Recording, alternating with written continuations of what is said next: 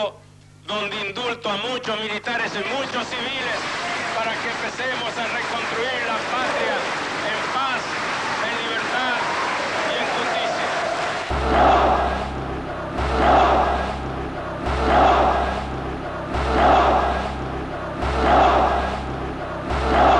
Y en el tema de los juicios por la verdad, es una creación realmente interesantísima que surge a partir de los cierres de impunidad que se van dando, primero con las leyes de obediencia debida, de punto final cronológicamente, luego obediencia debida, y los indultos, se dio el cierre de la posibilidad de juzgamiento en la Argentina. Y como siempre fue buscar por dónde, como te digo, la búsqueda fue de posibilitar causas de la verdad, con una visión formidable como solo tenía Emilio Mignoni para dentro y fuera del país, ¿no? Entonces él empezó con esta idea de que nosotros tenemos que hacer causas por la verdad y buscar la verdad y tener tribunales en donde se pudiera decir la verdad y donde se pudiera citar a los represores desde la justicia para que dijeran la verdad. Y tienen que decir la verdad. Aunque se negaran, decía Emilio, era importante poderlo citar y mantener esto vivo. Pero bueno, me acuerdo que mi primer actividad fue hacer un escrito argumentando por qué el derecho a la verdad era un derecho que tenía que ser defendido por los jueces y por qué tenían que ser los jueces penales quienes lo defendieran y a través del procedimiento de los juicios penales, independientemente de que si creían que por la obediencia debida del punto final no se podía establecer una sanción, no lo hicieran, igual estaban obligados a investigar y a dar una respuesta a los familiares. Y la verdad es que la verdad es fundamento de justicia, y cuando vos tenés verdad, verdad es verdad, aunque sea verdad de las víctimas, y empezás a conocer cosas de los represores, porque los represores en alguna medida fueron juzgados, y en algunos juicios hablaron, y porque no sé qué, empieza a haber una cosa muy escandalosa, que es un montón de verdad sin castigo. No es cierto que en la escuela de mecánica hubo juicios, no hubo absolutamente ningún juicio. Simplemente se decidía quiénes morían en función de lo que se les ocurría a los que estábamos ahí destinados. Porque nos creíamos, como aparentemente se sigue creyendo el comisario, salvadores de la patria. Y realmente, no solo no fuimos salvadores de la patria, sino que, insisto, seguimos siendo cobardes porque seguimos ocultando la verdad.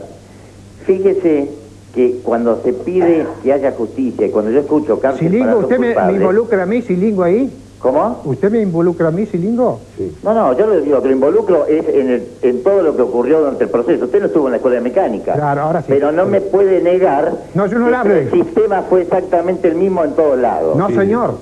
Usted hable dentro de su... Silingo, sí. Por favor, usted lo invito a que sea un poco más recatado. Usted hable de lo que ocurrió en su institución. Yo hablo de lo que ocurrió en mi institución. Eso, y después vino una época de audiencias públicas donde se citó a declarar a Macera, a Astiz, a Costa, que en general se sentaron en la silla y no hablaron, dijeron que no iban a declarar, pero sí fue como la primera o la segunda, digamos, intervención de los jueces en el tema. Se habían sacado de encima el problema después de la obediencia debida del punto final y con excusa del derecho a la verdad volvieron a ser actores en esa historia y los testigos volvieron a declarar, los acusados volvieron a tener que presentarse y al menos someterse a la foto a la entrada de tribunales.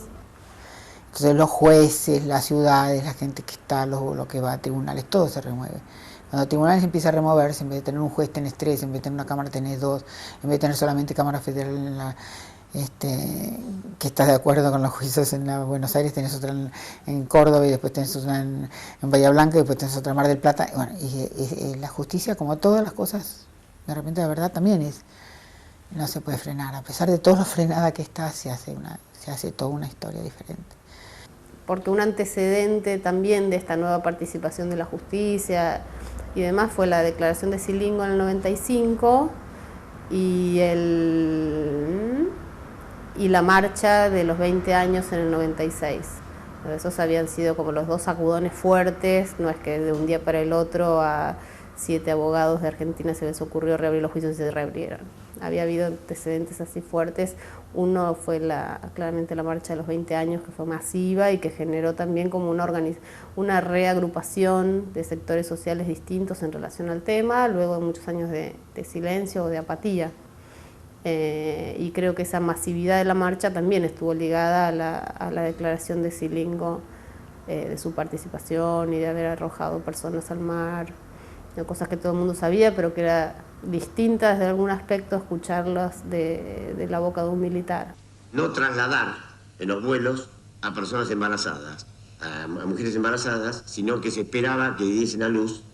Entonces esos chicos había que rescatarlos y llevarlos a familias bien nacidas, ¿no? Bien nacidas. Aquí le podíamos llamar y a familiares de oficiales o amigos de oficiales o de la Armada o de otra fuerza. La justicia adopta una actitud primero de distanciamiento. Dice, bueno, en definitiva puede ser que esto sea así, pero en última instancia es un mecanismo que tiene que hacerlo la justicia civil. Pero la justicia penal es la justicia que tiene facultades de actuación de oficio, de investigación, un poder superior para escarbar, para indagar, para buscar, para documentar. Entonces el planteo era que no tenía que ser la justicia civil, aunque fue la primera respuesta, sino la justicia penal. Y para esto se hizo también un trámite, por eso fue que la Argentina varió este criterio de mandar a lo civil y pasar a lo penal. Hubo un trámite ante la Comisión Interamericana de Derechos Humanos, el famoso caso La Pacó.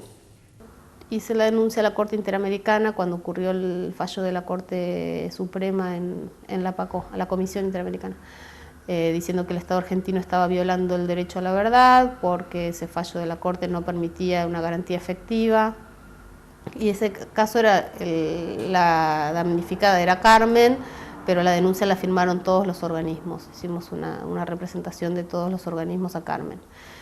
Y en el marco de ese juicio se firmó una solución amistosa. Alicia Pierini era en ese momento la secretaria de Derechos Humanos de la Nación y ella propuso hacer un acuerdo de solución amistosa donde el Estado argentino se comprometía a garantizar el derecho, a garantizarlo por la vía de la justicia penal.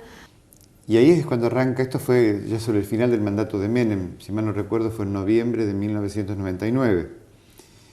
Y ya estaba trabajando la Cámara Federal de Buenos Aires un poco antes, la de La Plata también, pero básicamente arranca con toda legalidad y legitimidad en ese momento, y allí es cuando comenzado en Bahía Blanca, luego se extiende en Mar del Plata y otros lugares. Abriendo en San Martín, en todos lados, Jujuy, Salta. Nosotros abrimos el de Chaco con Margarita Belén, trabajamos en un montón de casos. Y la legitimidad que le daba a este juicio era la búsqueda del destino de los desaparecidos. Pero esto traía como una cuestión necesaria y complementaria el saber cómo, dónde, quiénes, cuándo. Y entonces iban apareciendo la cadena de responsables, más allá de que no poder punirlos. Señor Echecolás, así el hecho, así la prueba, ¿cuenta usted con el derecho de prestar declaración indagatoria o de negarse a hacerlo, sin que su negativa cause presunción alguna en su contra? Pero si usted se niega, el juicio igualmente va a seguir adelante hasta su conclusión. Formalmente le pregunto, ¿va a prestar usted declaración indagatoria? Con mucho gusto. Le pido es que conteste a la imputación concreta. Estoy a su disposición, señor. Usted ya conoce el hecho, las pruebas, sí, y queremos que nos relate, si es su deseo hacerlo, todo lo que pueda decir con respecto a la imputación que se le dirige. Pregúntemelo. Ya le dije cuál es el hecho. Es falso. Falso. Falso. Si yo tengo que empezar a enumerar... ¿Qué actividad cumplía usted ahora sí para el año 1977? Era director general de investigaciones con la jerarquía de comisario general. ¿De quién dependía usted para esa época? Del jefe de policía, el coronel, después general Camps. su ámbito de competencia, jerarquía para abajo, ¿qué lugares comprendía? La Dirección General de Investigaciones, la estructura, la cadena de mandos, digamos, era de la siguiente forma, que se respetaba al pie de la letra. Estaba el Director General de Investigaciones, el Subdirector General de Investigaciones, el Jefe de Comando de Operaciones, luego los directores de área metropolitana, área interior, Tandil, Olavarría, Mar del Plata, San Nicolás. Y después los jefes de brigadas. Entonces se establecían centros de detención, se sabía quién lo había llevado, quiénes participaron en un vuelo, los listados, y todo esto fue permitiendo una acumulación de prueba valiosísima, que luego se derivó a los juicios, una vez anuladas las leyes, a los juicios con la posibilidad de condena penal. En el caso de La Plata trabajan muy bien y se van esclareciendo hechos que se van abriendo, se abren legajo por legajo de cada caso particular. Y cuando hay prueba reunida suficiente para una imputación penal, lo derivan al juez federal correspondiente y ahí se inicia la investigación para responsabilizar a alguien en particular. Así nació la causa de Checolazo, el circuito Arana, con todos los centros de detención que tenía la policía de Camps.